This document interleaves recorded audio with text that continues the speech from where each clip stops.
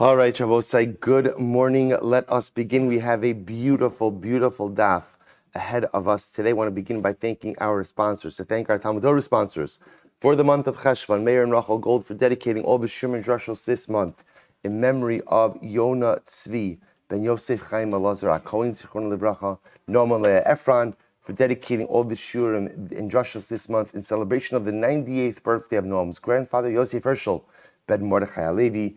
Our week of learning sponsor, Jack Bennett, in memory of Givati Brigade Lieutenant Asaf Rosenfeld, who fell in battle on February 26, 1998 in southern Lebanon, as well as our Talmud Torah sponsor, for the month of November also as well, Steve Galaskov and the schus of Refuah Shlema for his father, Nachum Sender Ben Ita Rachel. We hope that in the merit of our Talmud Torah who have a refuah together with Kol Cholei Yisrael.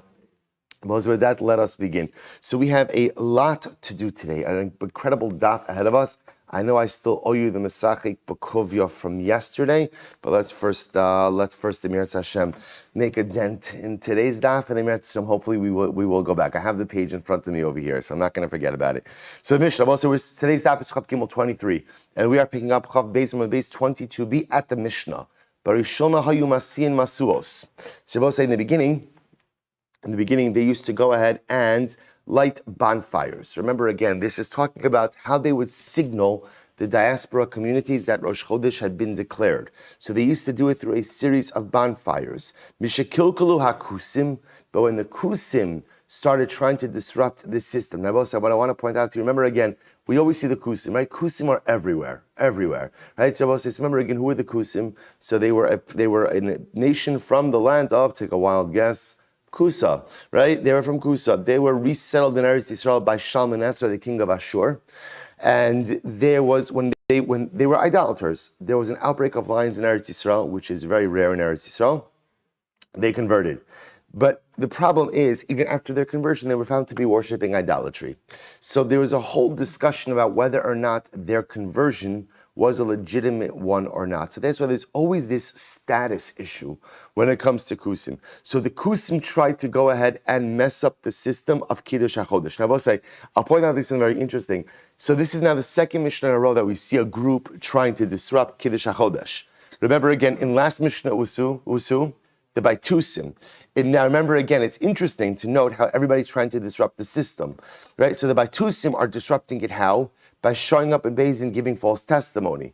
The Kusim are disrupting it how? By lighting erroneous bonfires, or I should say unsanctioned, illegal bonfires. Now I'll say, what I'll point out over here is very interesting. See, the Baitusim, people didn't always know who Baitusim were. The Baitusim, the guy sitting next to you could be a Baitusi. Look to your right, look to your left, right? And, right? So meaning the Baitusim were very often embedded within the Jewish community. So a Baitusi shows up to give Eidos, you don't necessarily know who he is. Kusim were known. So Kusim would have never been accepted in a Beis Din. So therefore, again, their ability to undermine the system could never have been done in Beis Din. Therefore, that was done externally by the bonfires. So what happened? So the Baitusim, so they stopped the bonfire system. And instead they started dispatching messengers. So just by the way, the Gemara says, the Mishnah says, so what was the process for the bonfires? So the Mishnah says, Mevian klunusos shel erez. They would bring poles of cedar wood, aruchin, long poles of cedar wood, vikonim and reeds, va'atei shemen and balsam wood, una ores shel pishton and combed flax, the korech b'meshichan. They were tied all together with a string. Va'ola l'rosh hahar. You go up to the top of the mountain. Umatzis bahen es ha'or. They would light the fire. Umolech umevi uma'ala umorid. And they would go ahead, literally molech umevi, wave it back and forth, wave it up and down. Ad shuras chaveru shu'osekim barosh harasheni. And we're going to see they had designated mountains. So you would go up. We're going to see the first mountain was Har Zeisim, right, Mount of Olives. That was the first mountain they went. So Guy number one would start waving his torch, wait till you see on mountain number 2. V'chein barosh har ashlishi. Continue on sequentially from mountain to mountain. Ume'ayin hayu masiin masuos. And from that, and again, from what mountains, there were designated mountains. Which mountains did they use for the bonfires? Mehara mishcha l'sartava. So both said the first mountain was Har Zeisim. Right, Har Zeisim. So remember again, one mountain over from Harabayis. Remember again, you have Harabayis, where the Beis Hamikdash is, valley, and then Harazesim right across, and then Sartava. We'll say you could actually go today, and this, it's incredible, you could take a Jeep ride up to Sartava. We know the mountain where this was, and it's absolutely incredible. It's a pretty steep, I mean, I guess you could hike it also, but you could take, it's a lot of fun, you could take a Jeep ride up to Sartava as well. So they went from Har Mishcha to Sartava, Sartava legrufina, or Migrufina lechavran, or Mechavran lebeis Baltin. So we'll say, so these are the names of the mountains. Umi beis Baltin lo zazu misham. Beis Baltin was the last designated mountain in Eretz Yisrael. And what happens? And from Beis Baltin lo zazu misham ela molech umevi ma'ala umorit ad shehayoroa es kalagola lefonav kimedura sa'ish. But say, how beautiful was this been? It's right. So Beis Baltin was the last mountain, and the guy in Beis Baltin would keep waving, and then what would happen is people would see. Now, after Beis Baltin, there was no organized system for where to light the bonfires. So he would just keep on lighting until people would see. One person would see, he would light a fire. A second person would see, and the image of us is so beautiful that literally it looked like the entire diaspora was aglow. Right? So on that night when they would light the bonfires, there would be beautiful like fires burning in the night everywhere. Such a beautiful image. So the Gemara says, "My mashma dimasi." So both say, so therefore, what the Mishnah just described was the process of bonfires. But again, important to recognize that process was stopped as soon as there was kusi interference. So says the Gemara, "My mashma dimasian lishna dikod." How do you know that masian is a lashon of burning? Where do you know that from? So the Gemara says, "Dichsiv." So the pasuk over here. The Gemara quotes the pasuk from Shmuel Beis, "Vayazu shames atzabeim, vayisaim David va'anashab." This is talking about Philistine idolatry. So the pasuk says, David and his men, vayisaim, they burned it. So you see over here that masian is a lashon of burning. Good. So the Gemara says, "Mitagiminon va'okdinon David." David burned it. Tanrabanan. Ein masian masuos ela ala chodesh nira bizmano lekadsho. So we'll say this is a very important halacha. When did they kindle bonfires? Only Rabbosai, in what we call a chaser month, right? Only in a month, ultimately, that was 29 days, where day number 30 was going to be Rosh Chodesh. That's when they would go ahead. That's what it means, Shnira Bizmano Lekadsho. So Rashi says over here, Lekadsho, actually not yet. So the Gemara says, Ve'i Masem Asiyan, and when would they kindle the bonfire? So we'll say, so this is very, very interesting. Remember again, so let's play this out. Let's say they see the new moon on night 30, right? So let's say for argument's sake, right, Sunday night was night 30, which tells you that's what they see. I'm going to say it differently. They see the new moon on night 30, right? What does that tell you? That Sunday day was what? The last day of the month, right? 29th day was last day of the month, and that means if they're seeing it Sunday night, Monday is Rosh Chodesh. Right, Sunday night, Monday is day number 30. So we'll say, so therefore the Mishnah says they would only go ahead and kindle the bonfires when it was a 29-day month, and day number 30 was Rosh Chodesh. And when would they burn the fire? This is very interesting. So think about this. Bonfires are only, right, this system is only meaningful when? What time of day? Nighttime. So they would end up kindling the bonfire, actually, interestingly enough, when? Night 31. No, remember again, you can't do it Sunday night. Remember, we'll say, think about the timeline. If witnesses see the moon on night 31, night 30, which is Sunday night, right? So Sunday day was, let's just use Cheshvan, very simple. Right? Sunday is the 29th of Cheshvan. Okay, Sunday is the 29th of Cheshvan. They see the moon that night, Sunday night, which already is calendrically what? Day number 30. What happens? Then what happens? We know the process. What happens? The next day they go to Beis Din, right? We're going to see then on what will be day 30, Beis Din declares Rosh Chodesh, which means day 30 is really day 1 of the next month, right? And then remember, when's the earliest you can light the bonfires? That night, which is really which night? Night 31. Night 31. So the Gemara says, Ve'emasai masiin, when would you go ahead and kindle the bonfire? Lo or iburo, what we would call the intercalary day, the extra day. Now, the terms here are a little bit confusing, because remember again, essentially what it means is, when they light the bonfires on what effectively will be Monday night, which already calendrically is night 31, the bonfires essentially attest to what? That the previous day was Rosh Chodesh. Right? It's interesting because intuitively you would think that the bonfires come to alert everyone about the fact that Rosh Chodesh is tomorrow. That's actually not the case. The bonfires would alert everyone to the fact that Rosh Chodesh was that previous day. Lememra, da'achas Avdinon, amali lo Avdinon. Shabbos says, so what do you see from here?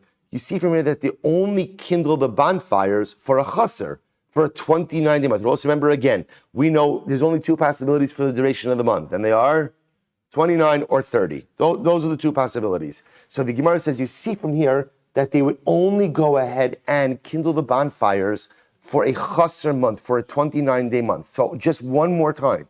So again, just imagine that Sunday is the 29th day.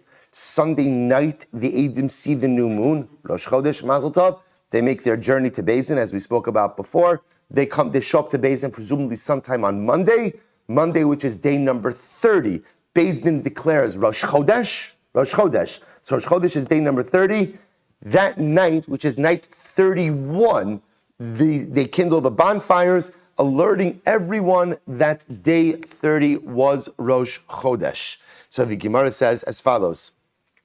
So the Gemara says, my time. So you see from here, they only did the bonfires for a chaser, not for a male. So my time, why is that? This is fascinating. I'm Rabbi Gezerah Mishum Rosh Chodesh Shechalios Be'erev Shabbos. This is fascinating, because what were they concerned about? They were concerned about the following case. What happens when Rosh Chodesh falls on a Friday? So listen to this. So let's play this out. Amos Abdi, if Rosh Chodesh falls on Friday, when do you light the bonfire? Remember, again, both say, is there a heter to be Mechal Shabbos to kindle the bonfires for Rosh Chodesh? No. The same way that there's no heter for the shluchim who go out to be Mechal Shabbos to spread the word to diaspora, there's certainly no heter for the bonfires to be kindled on Shabbos. So if Rosh Chodesh falls out on Erev Shabbos, when technically would you light the bonfire? So on one hand, you'll say, Bafuki Shabbos, Matzah Shabbos. That's the earliest time you light the bonfire. Now here's the problem. Di amrit na'avid nami amale. If you say that halacha lemaisa, we kindle the bonfires even for a 30-day month, for a male, top of Chav Gimel, asu limite, the people could come to make a mistake. What's the mistake? Amri hai chaserhu, v'hai delo avid me'esmo mishum delo efshar. So I will say, here's the problem. When Rosh Chodesh falls out on Erev Shabbos, and they're not kindling the fires, the bonfires, until Matzeh Shabbos, people won't know what to make of those bonfires. Remember, just to follow the flow. The Gemara says we only go ahead and kindle the bonfire for a chaser, for a 29-day month. The Gemara says, why? Why don't you just always kindle the bonfires? Always kindle the bonfires. And when people see the bonfires, what will they assume? That Rosh Chodesh was that day, was that previous day. What's the big deal? To which one I'll tell you said, because it's a complicated case of when Rosh Chodesh falls on Erev Shabbos. Rosh Chodesh falls on Erev Shabbos, then you're going to kindle the fires. When the only thing to kindle the fire is Matzeh Shabbos. When people see that fire, they don't know what to make of it. On one hand, they could say, well, maybe the month was really chaser. It was 29 days. And the only reason they waited until Matzeh Shabbos to kindle the fire was why? Because you can't do it on Shabbos. Oh, Dilma Malihu. Or maybe not. Maybe Rosh Chodesh was declared on Shabbos. Maybe it really was declared on Shabbos. Or Bismano Avdu. And again, it was a Malay month. So I will say, because this way, you create confusion if you always kindle the bonfire. But if people know that the only time the bonfire is kindled is when it is a chaser, when it is a deficient month, it hopefully avoids the conclusion. So the Gemara says, so I don't understand. Why don't you just kindle the fire anytime, whether it's a 29-day month or a 30-day month? And if you're so worried about the Rosh Chodesh on Erev Shabbos piece, in that scenario, don't kindle the fire at all. Just don't light a fire in that situation. And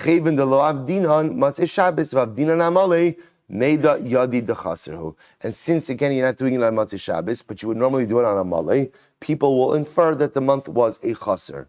Afilu hachi, the Gemara says, even with that, asul limiti, amri hai malehu, v'hai delo avdi, isnusehu de isnusei. So I was saying, people still won't know, because if you don't kindle a fire on Matzeh Shabbos, people will not necessarily automatically assume that it's a chaser. Instead, what will they assume? Maybe there was some logistical issue, right? Maybe there was some problem that they were unable to go ahead and light the fires. So the Gemara says, so why don't you go ahead? So therefore, the Gemara says the only way to avoid confusion is to only light the bonfire when it's a chaser. That's the easiest thing. So whenever people see a bonfire, they know the previous month was 29 days, and day number 30 is Rosh Chodesh. So the Gemara says, okay, but why don't you then, I could flip that. In other words, so the Gemara says, I'll buy the svara, I'll buy the logic that you only go ahead and light the bonfire for one type of month. But why does it have to be a chaser? Why don't you go ahead and light it for a month? That's a mole. And say we're only going to light the bonfires on months that are 30 days long, where day 31 is Rosh Chodesh. To which the Gemara says is incredible. Amar Abaye, mishum bitul malacha li am shnei yomim. Because Rabbi say, ultimately, again, what are we concerned about? We're specifically concerned about Rosh Hashana. Look at Rashi. Amar Abaye, mishum bitul malacha. V'lo gasin gzeira I amrit navid amali v'lo chaser ein lecha Rosh Hashana shem izbatel b'nei agolim malacha shnei yomim. Shema hayom Rosh Hashana v'yom shloshim echad. Shema ibros chodesh. Listen to this. Because if you only do it on a mali, let's play this out for just a moment. If they only go ahead and kindle the bonfires on a 30-day month, what does that mean? That means that every single month, come day 30, you already have to anticipate the arrival of Rosh Chodesh, right? Because the bonfires wouldn't really come until when? Think about this. On a mali month, they wouldn't come until when? Right? They really wouldn't come until really night 32, right? If you think about it. So the Gemara says what's going to end up happening is people will de facto have to observe 2 days of Rosh Hashana. Now remember again, we already learned these sugyas about Rosh Hashana, Yom Arichta, but remember again, in a perfect world, Rosh Hashanah is 1 day. The problem is if you're only kindling bonfires on a male, people by definition will always have to just proactively keep 2 days of Rosh Hashanah. You'll say to yourself, well, what's so bad about proactively keeping 2 days of Rosh Hashanah if it might not be necessary? The Gemara says, Mishum bittul malacha, because it causes people not to work. And we don't want to go ahead and create unnecessary bittul malacha. So I'll say pretty incredible. So I'll just point out something very interesting over here, just on a hashkafic level as well. You know, it almost seems from the Gemara, the worst possible thing for a Jew is bittul malacha, right? Rabbi say there's nothing worse in life than being idle, right? There's nothing worse in life than just waiting for something to happen. The Jew doesn't wait for things to happen. The Jew makes things happen. Even when it comes to Mashiach, we say, right, achake lo b'chol yom sheyavo. I'll wait for him. Of course I'll wait for him. But at the end of the day, while I'm waiting, I'm also doing anything and everything in my power to expedite his arrival. So the Gemara says we can't just kindle the bonfires for male months because that is going to create the bittul malacha. And the notion of bittul malacha, the notion of being idle, the notion of not being proactive, the reality of not engaging in dynamic activity, that's something that Chazal did not want to institutionalize. And therefore I will say, halacha l'maisa, the Gemara says they would only kindle the bonfires for chaser months. Beautiful. Says the Gemara. So now remember again, the Mishnah said, what did this bonfire look like? So remember again, they would bring these poles. The Mishnah described the poles they would use. Amar Rav Yehuda, Dalid Minim Arazim Haim. Suppose the Gemara just mentioned this. By the way, there are 4 different types of cedar trees. 4 different types of cedar trees. Erez, Kasrum, Eitz Shemen, Ubrosh. Okay, 4 different types of cedars. So why are you bringing this up over here? Because the long poles of the torches were made from cedar wood. So once we started speaking about cedar wood, it's hard, you lose yourself in cedar wood. You know, it's hard to stop once you start. Right? So the Gemara says as follows: Kasrum. So the Gemara is going to define each of these. Kasrum. Amrav Adra debe Rabbi Shila Amri Mavliga va'Amri la Zugumish. Okay, so this is machlokes exactly what type of wood, what type of tree this is. A Mavliga tree, a Gulmish tree. Upliga derava baravuna. Amar Amri Beirav Asara Mini Arazim Haim. So also listen to this. You have Rabbi Yehuda saying there are 4 types of cedars. This argues on Rav because Rav holds that halacha lemaisa, right? Rav says that halacha, I should say, it argues on Rabba bar Rav Huna. Ultimately, again, Rabba Rav Huna says there are 10 types of cedar. Shnei Emar quotes over here the pasuk from Yeshaya, Etin b'midbar erez shita v'hados ve'etz shemen osim ba'arava b'rosh tidhar uta'asher yachdov. So the Gemara says as follows. Let's analyze each of these. Erez, so in the pasuk says erez, arza, that refers to a cedar tree. Shita is turinisa. Rashi says turinisa pina, it's a pine tree. Turinisa is a pine tree, right? Hadas, so hadas, that one we know. Asa, myrtle.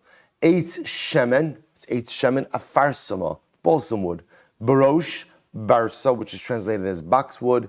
Tidhar, shaga, which is a fir. Ta'ashar, shor vina. And the ta'ashar, ultimately, again, is the shorvina. Again, the Gemara doesn't define that one. Rashi doesn't define it. Hani shiva havu. But 1 second, that's only 7. That's only 7. So the Gemara says, Ki aser abdimi amar hosifu aleim alonim almonim almogin. Okay, we add on these additional 3. So the Gemara says, alonin butmi. Alonim are elm trees. Almonim boloti are oak trees. Almogin kesisa. Almogin is coral. And I both say this is actually very interesting. That says kesisa min eitz haole bekarka hayam.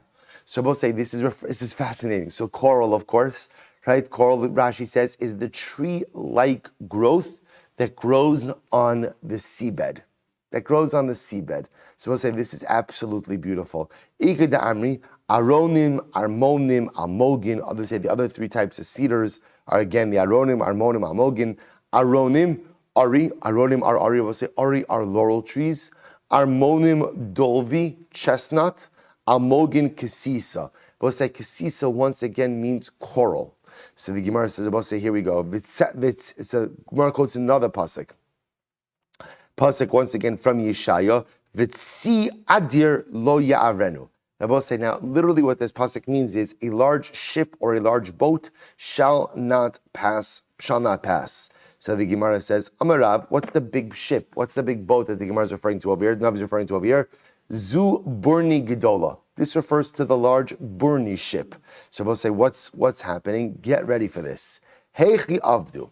Rabbi say when they used to try to go ahead and get coral off the seabed, how would they get coral off the seabed? Watch this. So the Gemara says, Maisi, they would take this big boat. Get ready for this. Maisu shis alfe gabri, they would hire 6,000 men.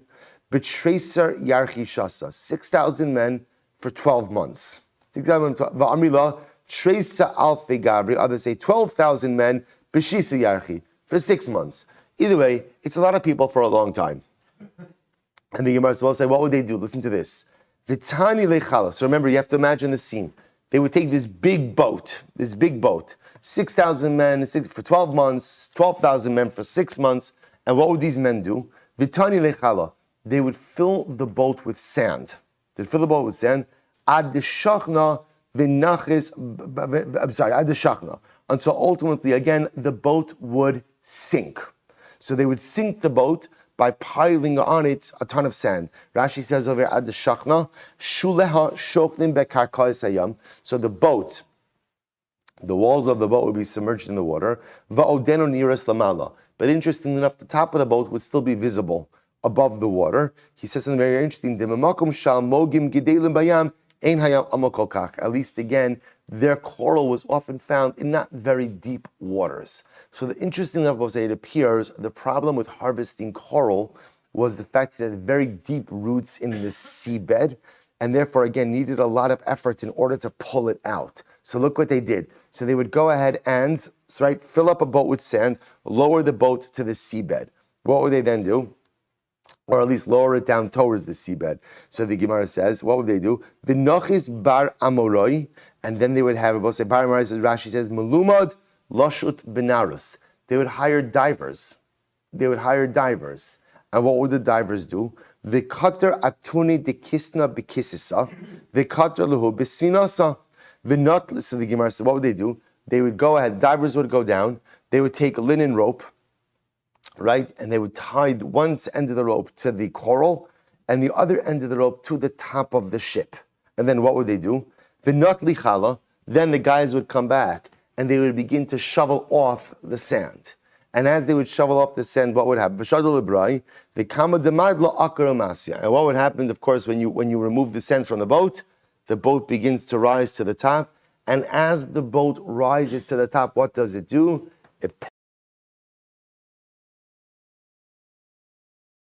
Umachlif al chad train bekaspa. One piece of coral was worth 2 pieces of silver. Tlas parvasa havyon. There were 3 different port areas in which they mined, harvested coral. Tarti be aramai. So I was interesting enough to change it in the Hagos Tzvi, and they changed it to Romai. 2 of them were Roman ports. V'chad de be parsoi, and one of them was a Persian port. The be aramai maskin kesisa. Right, in the Roman port, they were able to go ahead and harvest coral. The be parsoi maskin marginaisa. Interestingly enough, in the Persian port, they weren't really harvesting coral. They were harvesting, sounds like oysters, right? They were harvesting pearls, right? Pearls. Omekaria parvasa de mishanig, and they called it the port of the king. Rashi says, Omekaria parvasa de mishanig, osa shal parsiim, the Persian port, where they were able to go ahead and they were able to draw up pearls. It was called Namal Shal Malucha, the port of the monarchy. I'll just mention, and by the way, so what's the connection over here? Just so you trace the progression. We started talking about cedars in the Mishnah, right? Because that's what the torches were made of. We spoke about all the different kinds of cedars, and included in this whole discussion of strong trees was also something called coral. So once the Mishnah started, Kesisa, once the Gemara started talking about Kesisa, we started speaking about, again, how to harvest coral. So I'll just tell you something. I was looking at this Gemara yesterday. This Gemara is such a profound metaphor for life. Because think about this for just a moment. What is the Gemara describing? The Gemara is describing over here a boat that is weighed down with sand. And then something amazing happens. Once you begin to remove the sand, the boat becomes buoyant, right? And when it becomes buoyant, what happens? It brings with it so much other bracha. It's able to lift the coral off the seabed. I will say, the boat is a metaphor for us. So often in life, we are weighed down by a variety of different things. There is so much sand in life. There's the sand of negative relationships, toxic relationships. There's the sand of negative midos. There's the sand of just wrong ideas and hashkafas and flawed outlooks on life. And too often in life, we hold on to the sand. So if you hold on to the sand, you're stuck on the seabed. You can't go anywhere. But if you find the courage to shovel out your sand, right? If you find the courage to unload the baggage, if you find the courage to get rid of the things that I know are holding me back, first of all, you feel 1,000,000 pounds lighter. Second of all, you float to the top. And as you begin to float to the top, you bring all of that positivity and blessing with you. Life is about offloading the sand from your boat. Because once you find the courage to do so, there's no telling what bracha you will find and what you will accomplish in life. Such an incredible idea. Rabbi Yochanan. Rabbi Yochanan says, Kol shita v'shita shenatlu nacham Yerushalayim. We'll say this is such a beautiful Gemara, and it's a schos. We'll say, today, Baruch Hashem, November 1st, Eretz Yisrael is open. From what I've been told, the airlines don't know that yet, but at least that is what the government has said. Baruch Hashem, they say crazy stories. People are stranded in airports because apparently there's a lack of communication between the government. But Baruch Hashem, it's open. It's open, it's open, it's open. And Halavai, we should never experience what we experienced over the last year and a half, where Eretz Yisrael was not open to us anytime and every time we wanted to go. And it's certainly something we have to do a real cheshbon hanefesh. Because for the first time, I think in our lifetimes, we really felt what it's like to be in Golus and not have access to your homeland. So Halavai, we should be Zocheh Miras Hashem, that the doors of our beloved homeland should constantly be wide open, and in Miras Hashem, we should be Zocheh to take advantage of the opportunity. So the Gemara says as follows, Rabbi Yochanan, Kol shita v'shita shenatlu nacham Yerushalayim. Every tree that the Gentiles went ahead and removed from Yerushalayim, because it was, remember again, when the Beis Hamikdash was destroyed, right? So there were trees. So every pine tree, every tree that was removed from Yerushalayim, Asila HaKadosh Baruch Hu lachziran la. Isn't this beautiful? The Ribono Shel Olam will replant every single last tree that was removed by the Goyim who persecuted us and destroyed our land. Shneimar, etin b'midbar erez shita, ve'in midbar erez el Yerushalayim. We'll say interesting enough, so the pasuk like we spoke about before. This is the pasuk in Yeshayahu. Right, I'll go ahead and place in the midbar erez shita. So the Gemara said midbar refers to Yerushalayim. Shneimar, Tzion midbar haisa. Va'am Rabbi Yochanan. Kalalome Torah ve'inam alamda. So we'll say another drush on this pasuk. So beautiful. Anyone who learns Torah but doesn't teach it to others, which means if you learn but you keep your learning to yourself. We'll say inam alam doesn't mean you have a share. You give. What it means is if a person learns but they don't share their learning with anyone, dama lahadas b'midbar. Such a person is comparable to a myrtle, to a hadas, to a myrtle in the desert. Now we'll say, now what's the chap? Right. What benefit does the fragrance of a myrtle have when it's in the desert? And the answer is none, because there's no one there to smell it. A person who learns Torah becomes fragrant, has all of this beautiful fragrance, but if you don't share it with anyone, right? And I will say sharing it with anyone, by the way, like I said, doesn't mean you have to assemble throngs of Talmidim or start giving a shir. It means you go home, you share it with a spouse, you share it with a friend, you share it with a parent, you share it with someone. Share it with someone. You use your Torah to positively impact someone else, and if you don't, you're just like the beautiful myrtle in the desert. It's fantastic, but no one gets benefit from it. Both said, listen to this. Igadamri, an alternate version. Kalalome Torah umalamda b'makom she'in tamdi chachamim she'in tamid chacham. Both listen to this. A person who learns Torah umalamda and teaches it to others b'makom she'in tamid chacham, in a place where there are no Torah scholars, dome lahadas b'midbar dechaviv, is comparable to a myrtle in the desert. Now, both says this is a reverse drasha. You see, on the other hand, a myrtle in the desert also stands out for its beauty, right? It's so recognizable because the landscape is so barren. So when you have that one little myrtle, it's so beautiful. So the Gemara compares that to a person who learns Torah and teaches Torah in a place where there are no other Talmidei Chachamim. So if you teach Torah, you give over Torah in a place where there is no Talmid Chacham, you are like the myrtle in the desert. Your beauty stands out against the barren landscape. It's so beautiful. So we'll say, bottom line is, share your Torah. Share your Torah. So incredibly important. People sometimes think to themselves, who am I to teach Torah? Every person can teach Torah. Every person. Some people do it in a classroom, some people do it in a base medrash, and some people just do it one-to-one. Some people do it at a Shabbos table, some people do it at a weeknight dinner table. It doesn't make a difference where, right? Some people do it by the water cooler, depending on where you work, right? I'll say, but bottom line is, there's always Torah to be shared. And when you do that, you are like the fragrant hadas sharing your fragrance. But if you just hold it for yourself, it's nice for you, but there's something lacking in your Torah. So the Gemara goes right to Rabbi Yochanan. Woe to the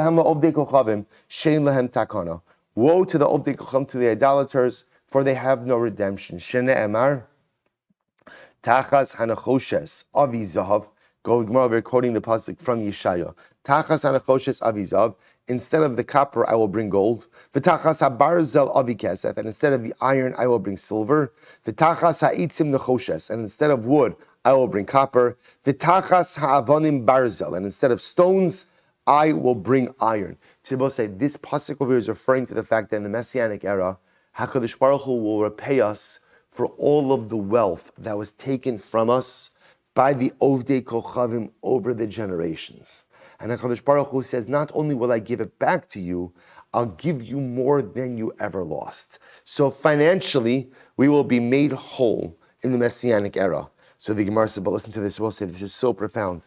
Batachas Rabbi Akiva v'Yachaverav my mevim. I will say, what can you ever give to replace a Rabbi Akiva and his friends? Right? What can you ever give to replace 6 million Kedoshim?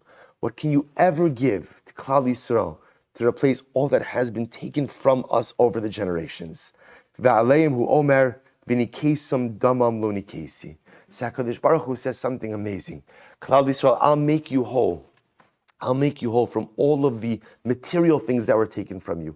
And not only will I make you whole, but I'll give you back even more. But Rabbi Akiva, for his friends, for everyone else who Klal Yisrael has been deprived of from the years, how could I ever make that whole? Which I will say is very interesting. Because when Mashiach comes, one of the elements of Messianic redemption is what? Is Tchias HaMesim. Tchias HaMesim. So everyone does come back. But HaKadosh Baruch Hu, I think what the Gemara is saying is the pain, the existential pain of Klal Yisrael, of having endured loss over the generations. The pain doesn't go away. Rabbi Akiva comes back. The 6 million Kedoshim come back. But the pain that was suffered by people throughout the generations, the pain doesn't go away. And it's the pain that the nations of the world are held accountable for when Mashiach comes. Isn't that incredible? The financial piece, HaKadosh Baruch Hu could give compensation, but the pain caused by the nations of the world, the pain caused by the Gentile nations, that HaKadosh Baruch Hu says, V'nikesi damam lo nikesi. Ultimately, again, I cannot go ahead and cleanse them, the nations of the world, of the blood they have spilled. Incredible. And from where did they light these fires? Mi base Baltin. My base Baltin. What's base Baltin? Amirav Zubiram. This refers to Biram. My Gola. What's the Gola? So I'll say, so remember again, it said the entire Gola would be illuminated at night. What Gola? What class we're referring to? Amrav Yosef Zu Pumpadisa. That refers to the city of Pumpadisa in Bavel. My Kimedura Saish. What does it mean ultimately? Again, that the diaspora was like one big torch. It's so beautiful. Tana. Kol echad ve'echad nota lavuka biyadav all the Rosh kago. It is incredible that it says every single Jew, right? Every person went up to the top of his his rooftop, and he took an avuka, right? He took a torch, right? And the Gemara here, we would wave the torch. So again, remember, in Eretz Yisrael they weren't doing this, because in Eretz Yisrael this could be very disruptive. In Eretz Yisrael they had the mountain system, but once they got to the edge of Eretz Yisrael, the diaspora would set a globe, because in diaspora every single Jew would just get up on his rooftop and start waving his torch. Tanya, Rabbi Shimon ben Elazar, Omer, Afcharim, V'kayar, V'gader, V'charosel. So Rabbi Shimon adds in additional places where they would, it sounds like in Eretz Yisrael, where they would also go ahead, and Rashi says, Afcharim, V'kayar, V'gader. We'll say Gader is what we just had in yesterday's daf, Shazefer. Right, Shazefer was the head of the city of Gader. So Rashi says over here, and also these places, Hayu Masin Hamasuas Barash Haram Shalom. They would also light torches on the top of these mountains. Ike da Amri, Beni Ubeni Havukaimi. Some say that these places that were just listed are in between the locations mentioned in the Mishnah. Ike da Amri Lahach Gi Eretz Yisrael Havakaimi. Others say this was on the other side of Eretz Yisrael. Mar Chashav the Hai Gisa, Umar Chashav the Hai Gisa. The Mishnah listed a series of mountains in one direction, and ultimately, Shimon Elazar is mentioning a mountain, a series of mountains in a different direction, which makes sense. Meaning they kindle the fires, the torches in two different directions. Rabbi Yochanan. So I'll say first. I'll just point out what a beautiful imagery, right? So you have a bunch of mountains in Eretz Yisrael, and then ultimately the entire diaspora is aglow. Everything looked aglow. Both say, you have to understand something. When is there light in the world? When is there light in the world? When the Jews of Eretz Yisrael and the Jews of the Galus work together, right? Ultimately, there's only light in the world when all of Am Yisrael is working in the same direction. It's not enough for the Jews of Eretz Yisrael to produce light. That's not enough light for the world. It's not enough light for the Jews of Galus, of Bavel, to produce light. Not enough light for the world. But when the Jews of Eretz Yisrael start kindling on a couple of mountaintops and they ignite the flame, it's kimitzion teitzitor. The flame always comes from Eretz Yisrael. The flame always comes from there. But all it takes is a flame from Eretz Yisrael, and the entire diaspora could be ignited as well. But the light is only truly luminescent when all of Klal Yisrael comes together. Like everything else that's good in this world requires the achdus of Am Yisrael. B'nei Eretz Yisrael, B'nei HaGola, to be working together. Rabbi Yochanan, Ben Kol Achas v'Achashona Parasah. So we'll say very interesting, between each mountain, these mountains were strategically spaced. There are 8 parsahs. So we'll say, so just to understand the parsah, let's go with right now 3 miles. It's a little bit of machlokes how big a parsah is, but let's go 3 miles, which means I will say there's about, we'll call it 20 miles, 24 miles in between each mountain. So the Gemara says, Kama havaluhu, tlasin v'tartin, which means again, so there were 32 parsos, right from beginning to end. 32 parsos from beginning to end. I vaha idna tuva. So I'll say this is incredible. So remember again, if you go through the mountains, right? If you go from mountain A to the last mountain mentioned in the Mishnah, that's 32 parsos, right? Which is almost 100 miles, right? Almost 100 miles. So the Gemara said, but 1 second, if you try to travel these distances today, it's much longer than 32 parsos, right? In other words, if I try to go from mountain A to mountain, Haramishcha to Sartava, Sartava to this, so it's much longer than that. It's much longer than 8 parsos. So we'll say, listen to this. Amar Abaye, astume istatim luhu. Darchai. Ultimately, the roads have become much more convoluted. In other words, what's the lashon? If you fly as the crow flies, if you go straight, it's 8 parsos. But now, and they used to apparently have roads that were straight. But now the roads have become much more circuitous and crooked. Dichsiv lachein hinini. So we'll say, so this is actually quite beautiful. The Gemara quotes from the pasuk in Hosea, lachein hinini sach es darkeich basirim. The pasuk says, I have gone ahead and literally sach es darkeich basirim, which means I've made your road more convoluted with obstacles. So we'll say, this is talking, my roads have become twisted. Rabbi said this is referring to in the aftermath of the destruction of Beis Hamikdash. The Navi is lamenting the fact that the roads, the pathways, have become more circuitous. And Rabbi says, so therefore again, they used to have straight paths. Straight paths would make it 8 parsos in between each mountain.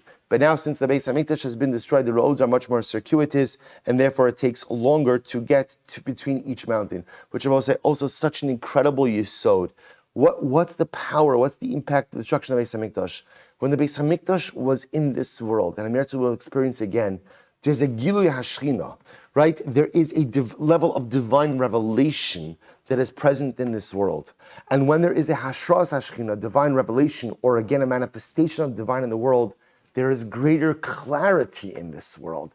You want to know what the power of a Beis Hamikdash is? When the Ribono Shel Olam has a home in this world, there by definition is greater clarity in this world. By extension, when the Beis Hamikdash is destroyed, that clarity is not here. You want to know why we live in a world of such gray? We live in a world where so often we lack clarity in our own personal lives, with our mishpachos, in our communities. Like, what should we do? What shouldn't we do? There's often this lack of clarity. Lack of clarity is a result of the lack of the Beis Hamikdash. That's what the Navi is saying. When the Beis Hamikdash is in this world, you know what the roads look like? Yashar, Yashar, Yashar. It's straight. In the absence of the Beis Hamikdash, everything becomes so circuitous. Everything is so twisty and turny. Nothing seems to be straight. And that's what we daven for every single day. Why do we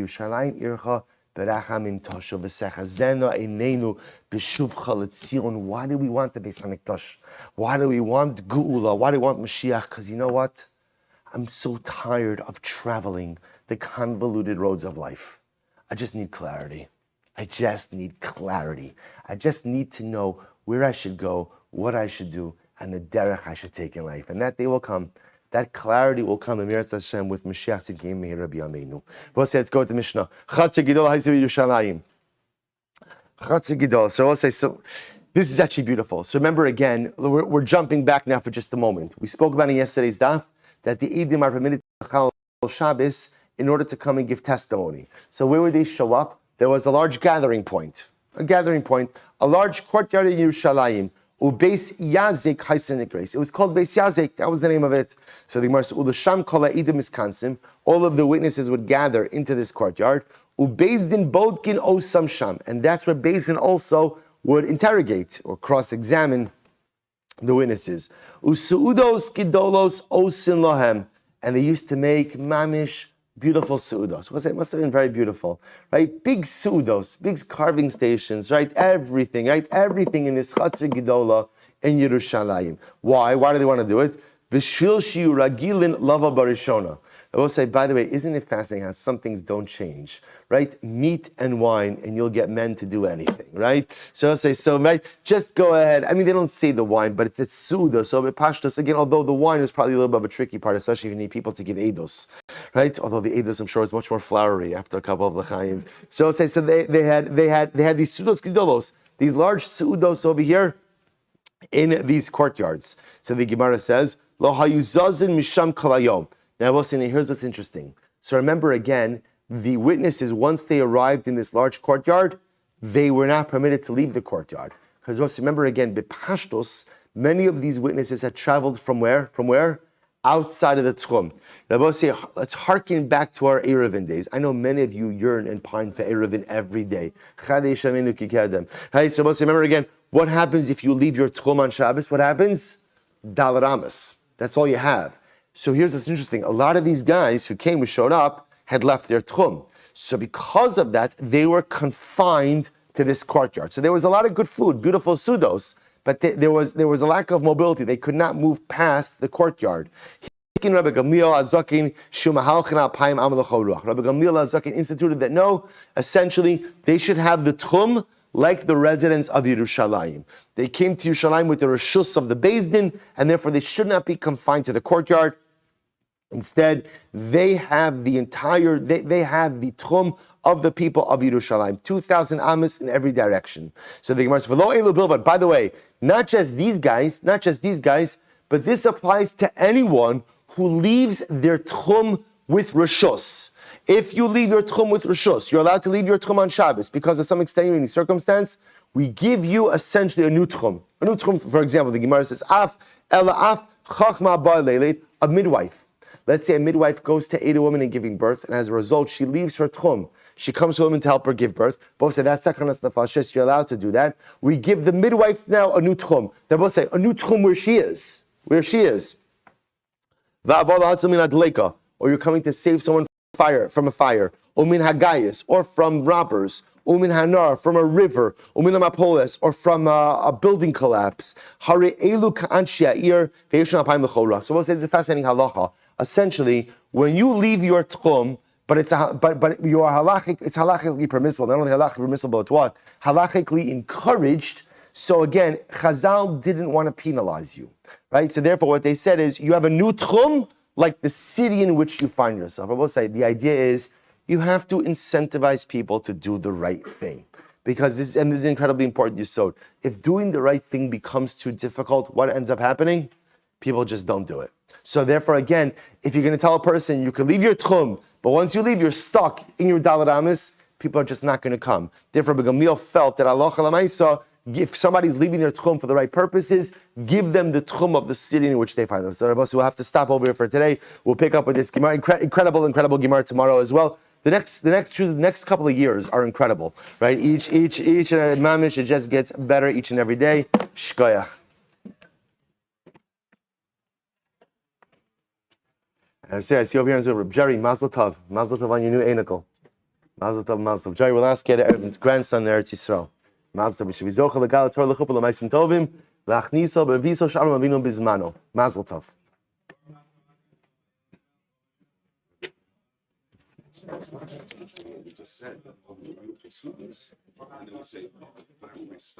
Right.